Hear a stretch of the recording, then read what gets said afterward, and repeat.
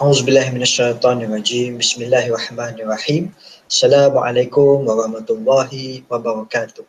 Alhamdulillah pada hari ini kita diberi kesempatan untuk sama-sama kita berkongsi, saling bertukar-tukar pandangan antara satu sama lain, yang mana insya-Allah pada hari ini bagi tajuk saya ini sebagaimana yang dapat dilihat berkaitan dengan pendekatan rahmatan lil alamin di Malaysia menurut perspektif akidah. Baik, walaupun mungkin di antara kita ada yang sedia maklum bahawa apabila berlakunya perubahan kerajaan, mungkin sesuatu dasar yang diputuskan oleh kerajaan sebelum ini sama ada dimansuhkan ataupun diubah suai. Namun disebabkan belum ada lagi sebarang pengumuman terbaru berkaitan dengan dasar Islam yang terbaru di Malaysia, maka saya menjangkakan bahawa dasar rahmatan lil alamin ini sama ada secara langsung mahupun tidak langsung masih lagi diimplementasikan di Malaysia. Jadi hari ini kita nak sentuh sedikit berkaitan dengan rahmatan lil alamin, satu dasar yang mungkin cukup sinonim dengan kerajaan sebelum ini. Okey, bagaimana penilaiannya menurut perspektif akidah. Baik, kenapa antara sebab saya menulis berkaitan dengan perkara ini adalah kenapa pemaknaan konsep rahmah yang masih kabur ini telah menimbulkan kekeliruan, khususnya melibatkan interaksi Islam dengan agama-agama lain di Malaysia. Iaitu kita faham konsep rahmah ini mempunyai pelbagai tafsiran dan definisi. Okay, yang mana kecenderungan tafsiran ini bergantung kepada kecenderungan aliran itu sendiri. Aliran dakwah barangkali tafsiran rahmahnya berbeza. Begitu juga dengan aliran syariah. Begitu juga dengan aliran akidah. Dan disebabkan akidah itu sebagai tunjang di dalam agama Islam, maka kita perlu meneliti terlebih dahulu bagaimana perspektif sebenar rahmatan lil alamin ini menurut perspektif akidah. Jadi bila kita dah dapat selesaikan perkara ini, barulah kita dapat bergerak ke kita kata stesen yang lain. Okey, itu dia. Baik, konsep rahmatan lil alamin, bila cerita rahmah itu apa yang kita dapat faham. Okey, apabila kita meninjau di dalam Al-Quran berkaitan dengan rahmatan lil alamin itu sendiri, okay, ada beberapa pandangan yang dikemukakan. Antaranya Imam Az-Zamakhsyari menyebutkan bahawa rahmah itu bermaksud sesiapa yang mengikut jalan dan aturan yang telah ditetapkan oleh Allah dan juga Rasulnya. Yang mana bagi siapa yang berpaling daripada jalan ini, sesungguhnya ia telah memilih jalan yang sempit dan sukar. Jadi itulah rahmah yang sebenarnya. Ini diperkukuhkan lagi dengan tafsiran yang dinyatakan oleh Imam At-Tabari. Iaitu menurut beliau, rahmah ini adalah bagi mereka, iaitu bagi sesiapa yang mengikut jalan dan aturan yang ditetapkan oleh baginda Nabi SAW. Itulah rahmah yang sebenarnya. Dan rahmah bagi orang bukan Islam, bagaimana? Iaitu penangguhan azab, penangguhan bala, sehingga memberikan mereka peluang untuk bertaubat dan kembali ke jalan yang sebenar, iaitu Islam. Okay? Jadi itu konsep asas berkaitan dengan definisi ataupun pemaknaan rahmah itu sendiri. Okey. Jadi kalau kita dapat simpulkan daripada hadis, okay, daripada perjalanan sirah dan juga tafsiran-tafsiran para ulama di dalam Al-Quran, dia dapat dirangkumkan bahawa rahmah itu bukanlah berdiri di atas nilai kasih sayang sahaja. Bahkan bila dalam sesetengah keadaan, nilai rahmah itu dapat terpamer apabila ketegasan itu ditonjolkan. Okay. Sebab itu dia ada dua asas, iaitu keseimbangan, mencari keseimbangan di antara dua jalan, iaitu yang pertama manifestasi kebaikan menerusi pendekatan lembut dan kasih sayang. Dalam sesetengah keadaan kita memerlukan pendekatan lembut ini. Bila dirasakan pendekatan lembut dan kasih sayang ini lebih sesuai. Namun dalam sesetengah keadaan yang lain, pendekatan tegas, iaitu berpegang teguh dengan prinsip yang telah dinyatakan oleh Islam, maka itulah yang lebih mendekati tafsiran rahmah. Jadi yang ini kita akan sentuh pada bahagian yang akhir nanti. Baik, jadi sekadar itu saja berkaitan dengan konsep rahmah.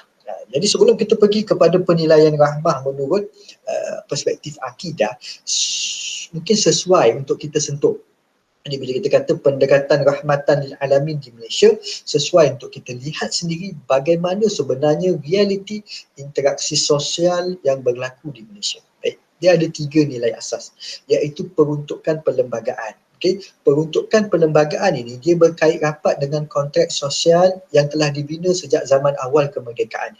Yang mana konteks sosial inilah antaranya telah memberikan kedudukan dan keistimewaan kepada dua elemen, iaitu bangsa Melayu dan juga agama Islam. Kita nak sentuh berkaitan dengan agama Islam. Sekiranya kita meneliti dan memperhalusi kandungan perlembagaan persekutuan itu sendiri, tidak dapat dinafikan, tidak ada sesiapa yang dapat dinafikan bahawa agama Islam itu telah diberikan tempat dan kedudukan yang tinggi dan istimewa dalam perlembagaan.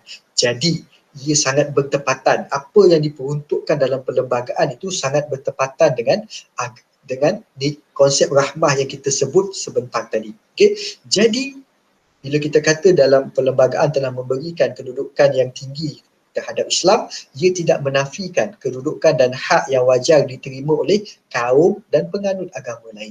Di situlah terselahnya nilai toleransi. Toleransi bukan bermaksud kita menggadaikan prinsip agama kita untuk memuaskan hati sesetengah pihak, ataupun dalam istilahnya kita kata sering bersifat apologetik. Okay?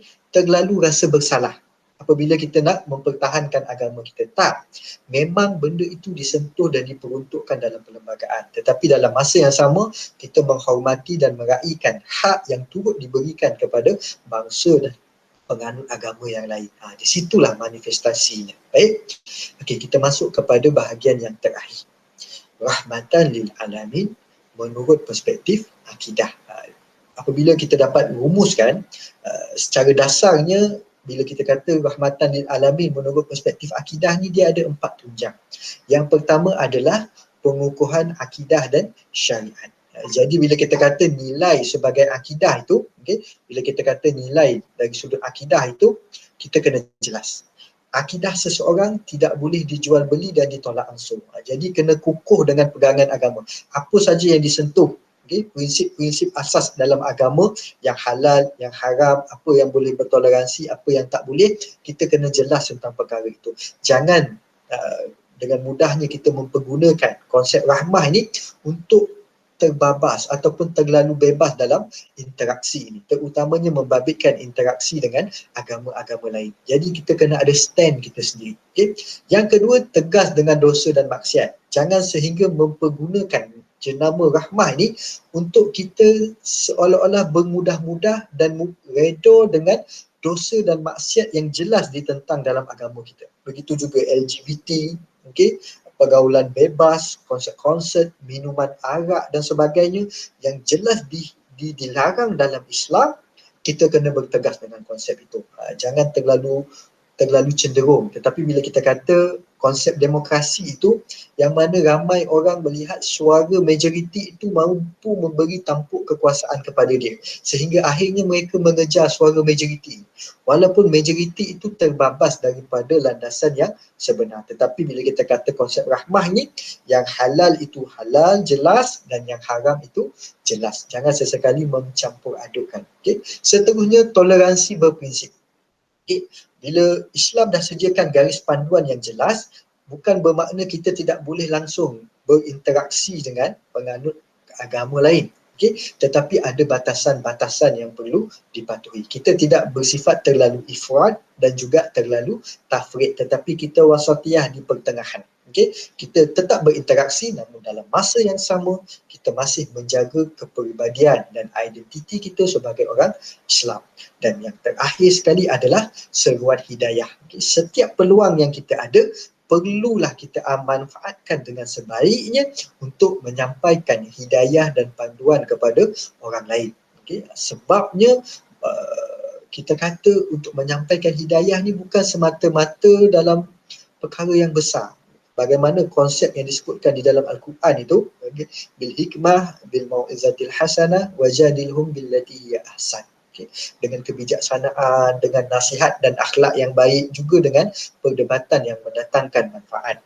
Jadi dengan kaedah-kaedah macam ini, kalau tak mampu dengan lisan sekalipun memaparkan akhlak Islamiah yang baik, yang mana kita tidak malu membawa identiti sebagai Islam, mudah-mudahan ia memberikan imej yang baik sehingga menjadikan penganut agama lain merasa selesa dan mudah untuk menghampiri Islam.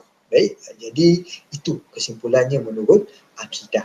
Dan sebagai kesimpulannya, okay, saya sebutkan bahawa pendekatan rahmatan ini yang ingin dilaksanakan ataupun telah dilaksanakan, okay, perlu sejajar dengan pentafsiran Islam yang menyeluruh.